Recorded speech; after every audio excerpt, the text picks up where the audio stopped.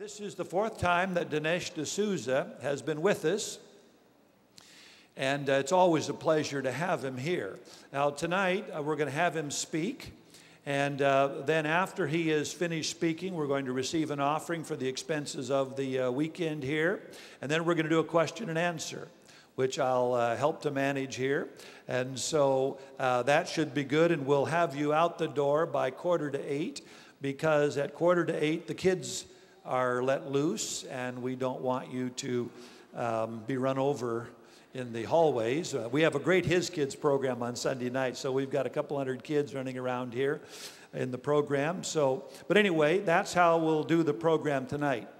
I've been a great fan of Dinesh D'Souza ever since I read the book, What's So Great About Christianity. I felt like he was saying things there that I had not heard other people say, which I had been trying to say, and it just always bugs me when somebody says it so much better. But he really did.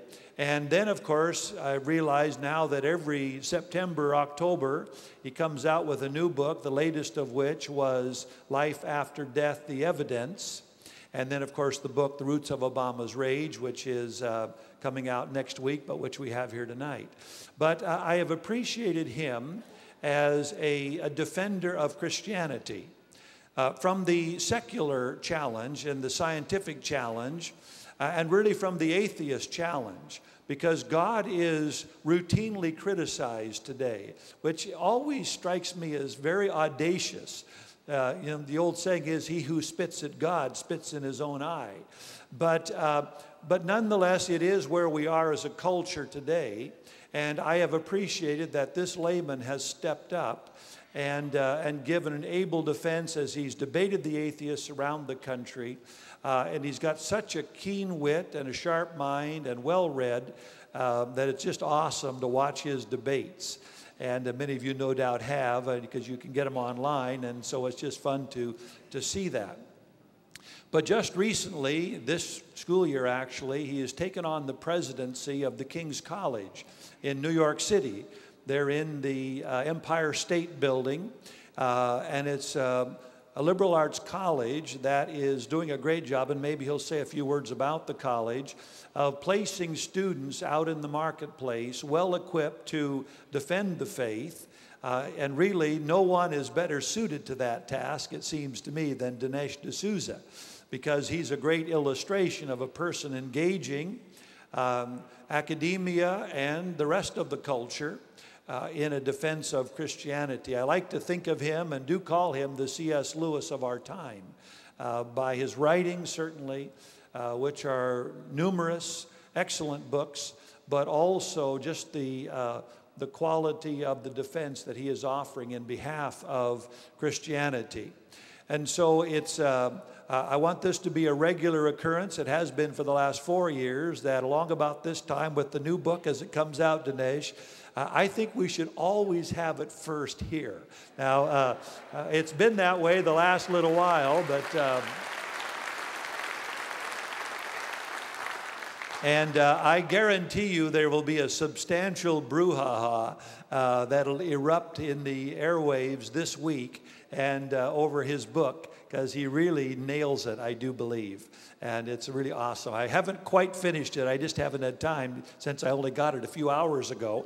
But it is awesome, and what I've read, 2/3 of it now. And anyway, it's great to have the president of the King's College in New York and our friend Dinesh D'Souza. Please welcome him.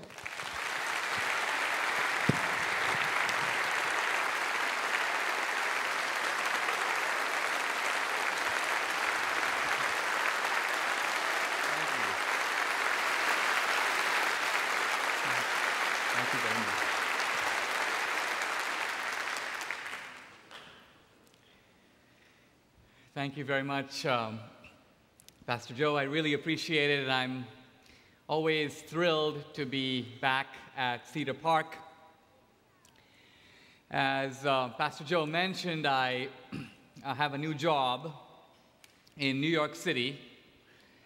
It's been a big step for us to pull up the tent in Southern California, leave the land and the sunshine, Arnold Schwarzenegger, and move to Manhattan. And in thinking about this college, small college, in the Empire State Building, what really excited me about it was the chance to create something quite new. We actually have a lot of Christian colleges in America. Most of them are in places quite far away from New York City, and by design. Colleges in general, Christian colleges, are shelters from the toxic influences of our culture. In some ways, the Christian college is promising Christian parents, we will protect your child from some of the stuff out there that is contaminating our mainstream institutions. But of course, there's a little bit of a risk if you are trying to insulate or protect your child from those institutions. You are also cutting them off from those institutions. And as a result, Christianity has to some degree become a subculture in America. And we have conceded the influential sectors of society to our opponents. If you were to say to me right now, what are the Christian capitals of America? I would have to say Orlando, Florida, Colorado Springs, maybe Tupelo, Mississippi. And there are a lot of great Christians in those places, but the major economic and political and cultural decisions in America are made in New York and Washington, D.C., and Boston and LA. Those are the secular capitals of America. And we have relinquished them, given them up. So the idea of the King's College is to, you may say, define a new mission field. It's no longer Uganda or India. Actually, Christianity is doing pretty well over there. We're identifying the secular city as the new mission field, and our idea is to bring first-rate students from all over the country, maybe the world, and equip them. Well, some of them may go into ministry, but really we're equipping them to go to Goldman Sachs and Merrill Lynch, to Wall Street and Capitol Hill, to go into the elite sectors of academia, to Hollywood, to Shanghai, to Bombay. In other words, to the influential areas where our culture is being shaped from above. So that's the idea of the King's College. Now, in a way, it's not a new idea. If you think of all the Ivy League colleges in America, most of them were formed with this kind of mission.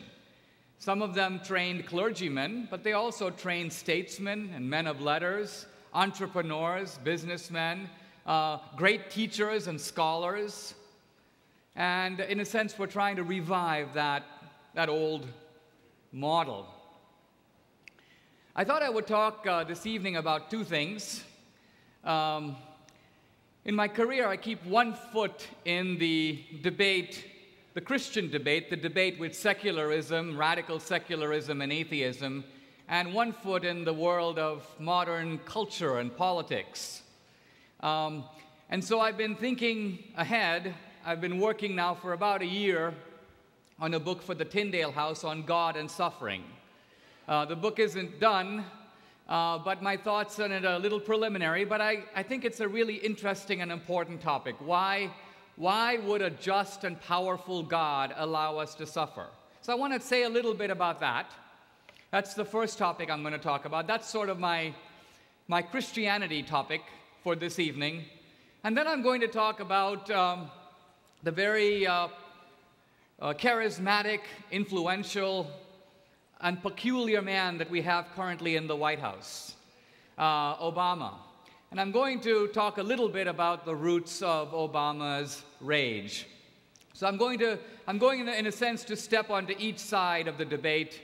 The topics aren't really connected. I suppose the only way they're connected right now is that by writing about Obama, I seem to have inflicted a lot of suffering on the White House.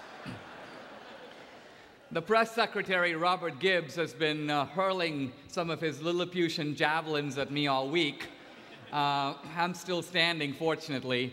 but this is likely to continue. Let me start by talking a little bit about the issue of suffering. It's a topic that has, in a sense, occupied me more of late, not so much because of suffering in my own life, but rather because I've noticed an interesting migration in the debates I'm having with leading atheists to this issue of suffering. A couple of days from now, I'll be in Tampa, Florida, debating Michael Shermer, the skeptic. And just 2 weeks ago in New York, I debated Peter Singer, the controversial bioethicist. And surprising to me, a big theme for him was that the existence of suffering and the magnitude of suffering in the world, in a way, disproves the existence of God. He said the fact that God is good means that God would not want suffering and pain and evil. And the fact that God is all-powerful means that God is in a position to abolish suffering and evil. Yet, God evidently doesn't do so. So this seems to show that there is no powerful and good God who is in charge of the universe, because if there was, he surely would do what we would expect in getting rid of suffering, or at least reducing the amount of suffering that there is in the world. Now, interestingly, in thinking about suffering, to me, the issue is less an issue of the existence of God. In a way, you could almost say it's a debate about the character of God. In other words, I think of it somewhat this way. Imagine if I were to have a dad who was a super powerful, wonderful, kind, and compassionate person. Let's say and not to mention close to omnipotent. Let's say my dad was Bill Gates. And every time I was in trouble, I looked at my dad and said, "Help me." But then I came into a terrible problem, and I turned to my dad, Bill, and said, "Will you help?" And no help was forthcoming. Well, am I going to say, this is clear evidence that my dad does not exist? No. I'm going to say, this seems to be evidence that my dad is not quite the guy I thought he was. In other words, maybe he doesn't care for me that much. Maybe he's not. Maybe I've got to reassess his character. The point I want to make here is that, to me, the issue of suffering is not about the existence of God. In a way, it's about what kind of God do we have.